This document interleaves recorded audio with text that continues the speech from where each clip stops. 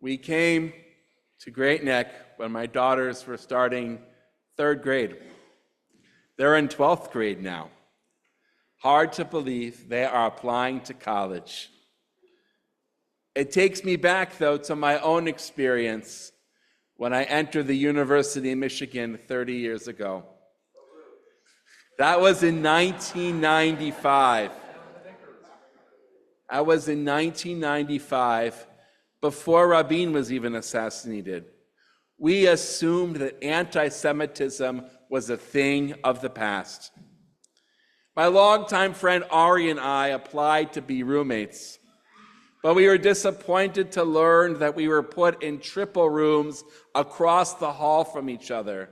So each of us had to break in two non-Jewish roommates living with observant Jews from New York, keeping kosher and Shabbat. And to make things even harder, one of Ari's roommates from northern Michigan had never met a Jew before.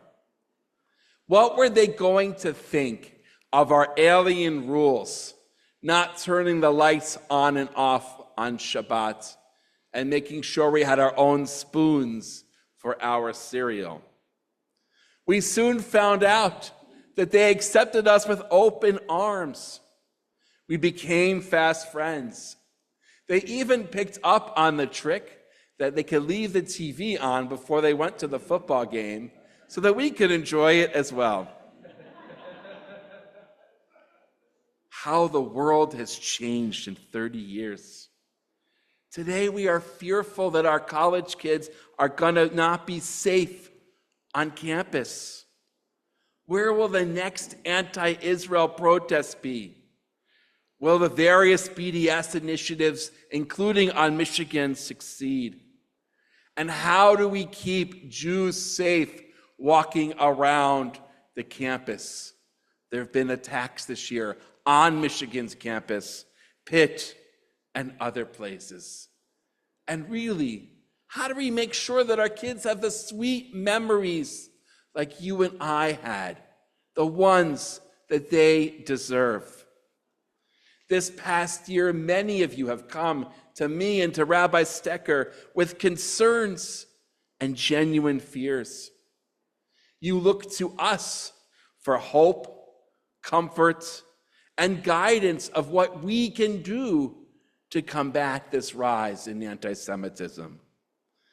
I want to share with you 3 ways I believe that will help us contribute to the solution and find the hope and comfort that we all are looking for.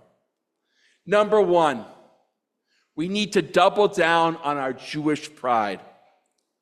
In the early morning prayers, we say, Baruch Hashem she'asani Yisrael. God, thank you for making all of us, for making myself a Jewish person. We're just 15, 16 million in this world, but we have been given a sacred gift to live by, to find meaning, and yes, to pass on to the next generation. And yes, we know it's opened us to attack. But we need to be like our ancestors, open to the world and not hiding our Jewishness.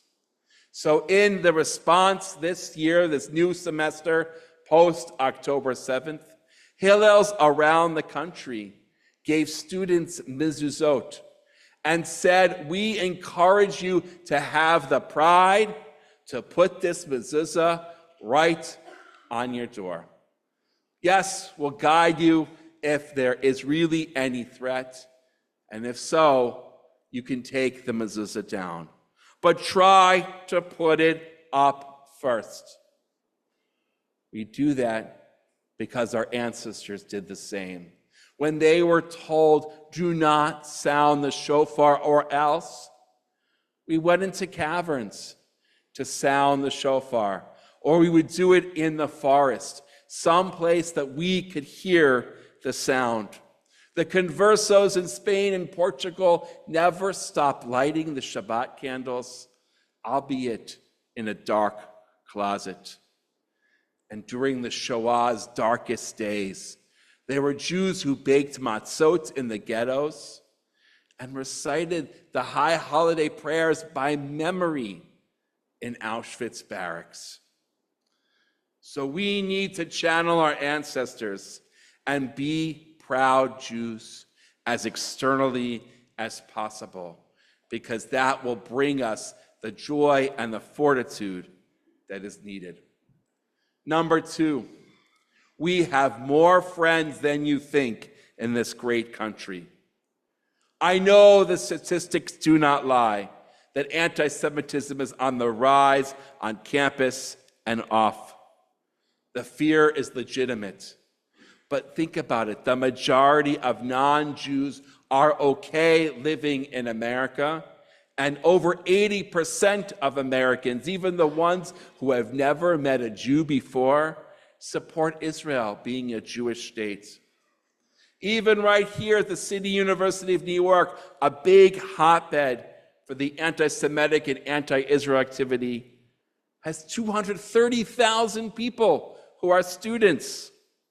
If just 2,000 of them are agitators, that's just 1% of the entire campus. If we are able to unite, we can get them to speak up and help us make strides against anti-Semitism. Harvard is another place that has been a hotbed of anti-Semitic, anti-Israel activity. This year, the Hillel began by starting a new activity or new motivation for students to educate their non-Jewish classmates how to advocate for Israel and for the Jews.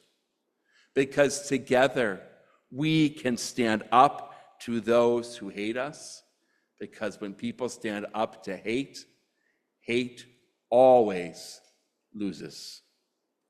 And yes, when there are troubles, we need to turn to the government and to law enforcement that thankfully are on our side.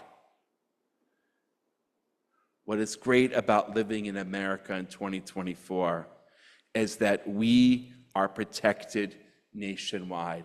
And we've even succeeded in many states to pass anti-BDS legislation. So at the University of Michigan, when the student council says, we're going to ask you to disinvest, the regents can say, it's against Michigan state law, so have a nice day. Just as we build partnerships with our non-Jewish classmates and friends, we need to continue and to strengthen our friendships and connections to the government and law enforcement.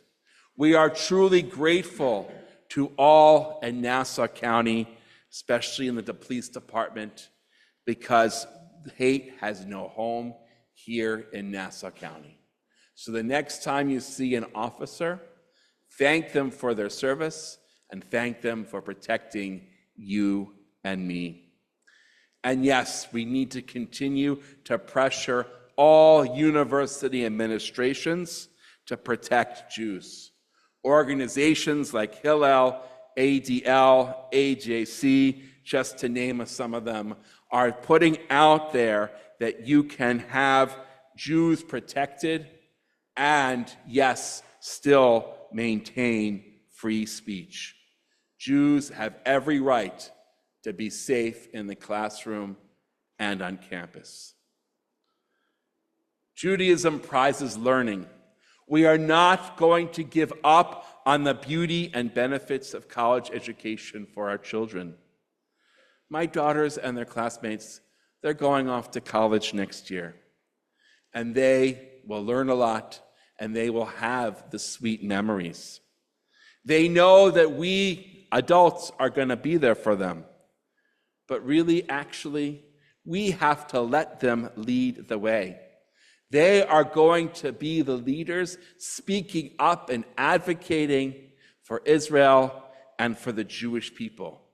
And we will follow in their lead so that 30, 40, 50 years after they graduate, they can reflect fondly on their college day and how formative it was for them. I end with a dream of hope based on yesterday's Torah reading, where we see that Ishmael and Yitzchak, brothers, had to be separated in order for them to thrive and be who they are. But we know with separation also comes ignorance and often hatred. The United States was founded on a dream that has taken still 247 years to continue. Dream that perhaps brothers and sisters of diverse groups can actually live in coexistence.